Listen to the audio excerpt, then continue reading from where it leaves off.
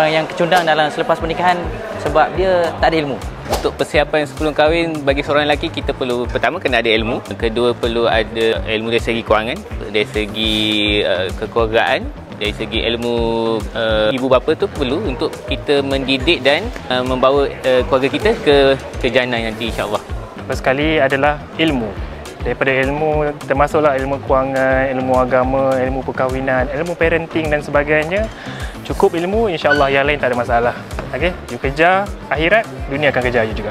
Persiapan sebelum kahwin kena bersedia dari segi fizikal dan mental. Sebab lepas kahwin kita kena hadap macam-macam cabaran daripada segi kewangan, lepas tu family lagi banyak. Persiapan dia sudah pastilah dari segi agama tu kena kukuh dulu. Yang kedua ekonomi. Sebab tu dia ada zahir dan batin. Zahir tu lebih kepada ekonominya. Batin tu lebih kepada kerohanian dia lah macam mana.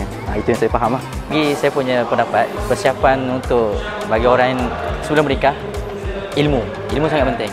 Biasanya orang yang kecundang dalam selepas pernikahan sebab dia tak ada ilmu. So bila dia masuk dalam alam perkahwinan tanpa ilmu, kecundang awal. Jadi ilmu adalah sangat penting sebelum pernikahan dan tanyalah pendapat orang tua sebelum berkahwin dan timba ilmu dan pengalaman daripada orang tua. Itu pendapat saya.